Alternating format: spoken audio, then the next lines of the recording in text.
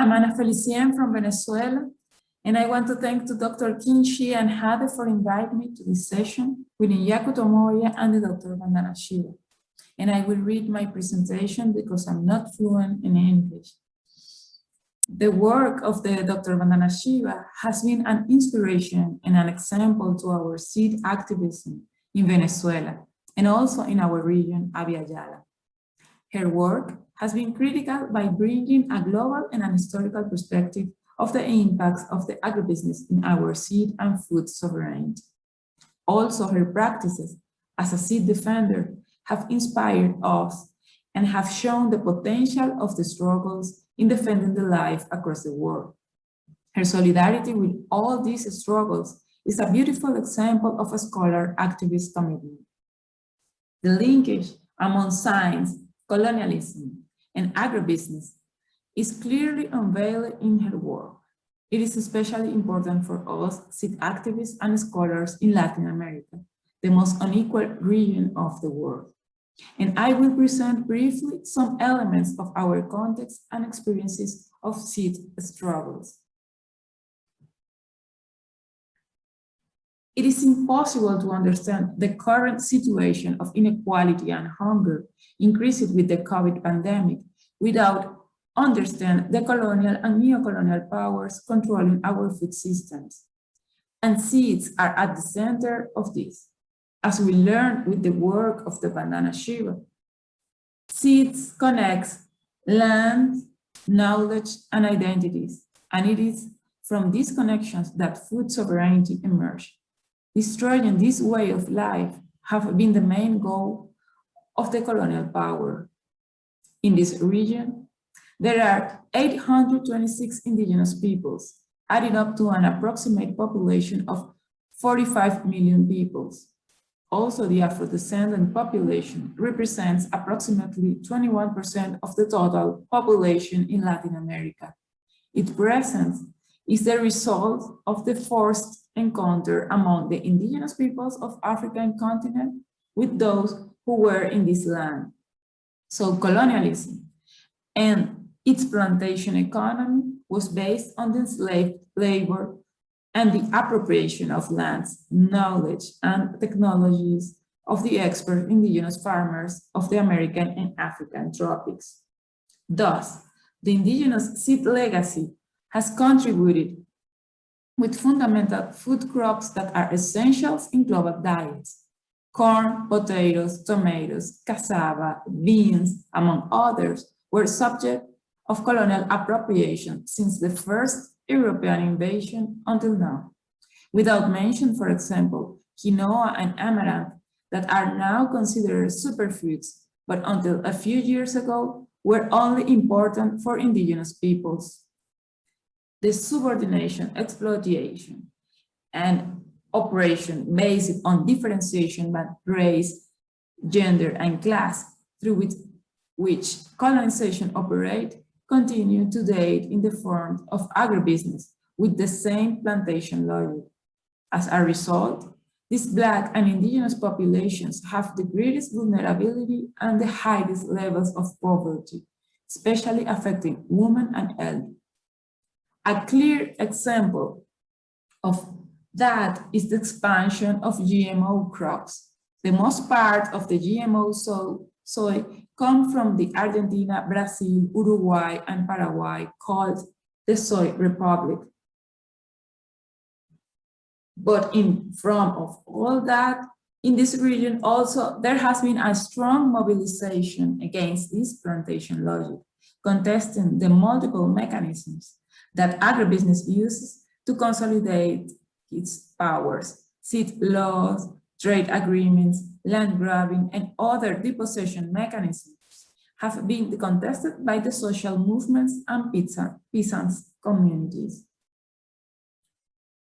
As we see in this slide, deforestation have increased dramatically in the last years, but a lot of studies show how the indigenous lands guarantee the conservation of forest areas, limiting the expansion of monocultures, as we see in the photograph below. In the other hand, The concentration of the most part of the soy exportation occurs in Brazil and Argentina. The main exporters of soy flour, according to the last Agribusiness Atlas of 2018. But when we look who consumes this, the most part of the consumers is outside the region, Europe and Asia, according to this publication. As we know, this model is responsible for the emission of the greenhouse gases, the loss of diversity, and water depletion. But to confront this model of profit and death, the mobilizations across the region have created networks and alliances defending seeds, lands, and life. Just to mention few examples, for example, in Mexico, the Permanent People's Tribunal was an important space to defend the Mexican corn seeds from GMO contamination. In Brazil, indigenous peoples are defending their lands against the agribusiness expansion supported by new laws which seeks to dispose indigenous territories. In Haiti, in 2010, peasants protested against the Monsanto seed aid. In Argentina, the victims of aerial spraying of pesticides mobilized to stop the contamination of their homes and bodies. So a common element among these mobilizations is the creation of alternative, and agroecology is claimed as a tool for transform this reality. So thinking about an agroecology situated in these multicultural and mega-diverse regions, go through the recognition of the contribution of the agriculture of the peasant, indigenous, and Afro-descendant communities.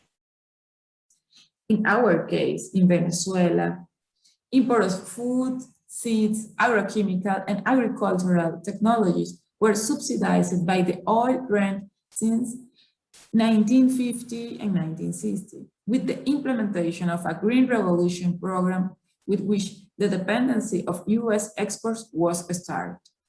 Venezuela has the largest oil reserve in the world and has been an oil producer since 1914. And the oil revenues account for about the 99% of the export earnings, and less than the 5% of the national population is directly related with farming. So peasant agriculture has different levels of articulation with the agro-import circuit, mainly based on the dependence on seeds and agrochemicals, but also peasants control the most part of our agrobiodiversity. So our food sovereignty depends on this peasant farming and its agrobiodiversity. In terms of seeds, only 11 of the 69 crops registered as cultivated at the national level have certified seeds. The majority of the seeds, especially tubers, beans, and fruit crops, are provided by small farmers. In the last years, Venezuelan food system has been intensely affected by a complex crisis involving the crash of the oil sector and the impacts of an economic blockade imposed by the US government. So a series of unilateral coercive measures acts as an economic, financial, and commercial blockade. So the dependency of imported seed is one of the most critical elements of the current crisis. In this context, seeds are crucial to build agroecology from below, and several strategies have been developed by social movement communities and farmers networks in order to defend the seeds and sustain agriculture in the middle of this crisis. One example is the Peasant Seed Day and the National Seed Law.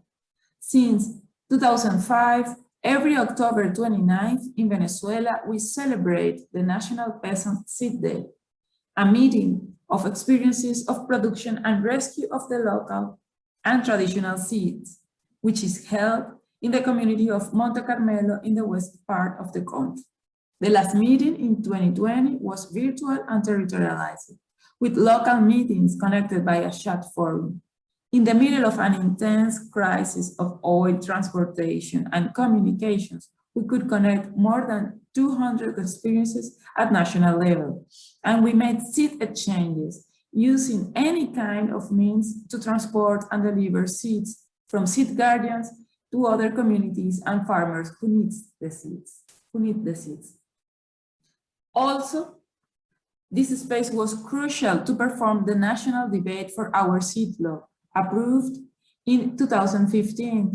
This law recognized peasant, indigenous, and Afro seeds, bans GMO seeds, and intellectual property rights over seeds, because seeds is considered a living being. And also this law promotes agroecology and local farming systems. So the main strategy for the process of peasant seeds exchange is the networking among seed guardians and other farmers who has lost their knowledge and practices of seed keeping. In general, nowadays, the peasant communities are located in the most limited lands, without irrigation and with the most limited conditions for agriculture. But they are responsible for keep the most part of the diversity. In the current context of crisis, these guardians are central to seed exchange, exchanging seeds and knowledge to those farmers who were dependent on imported seeds, or even new farmers who migrated from cities seeking ways for sustain their food access. In contrast to agribusiness, the main factors determining this seed exchange are cosmovision, culture, and family and community food needs. So our hope is these principles will be the basis for an agroecological revolution. These are some images of the activities that we've made in the last years. And finally, all these experiences show that food and seeds are human rights and not a commodity. And thank you.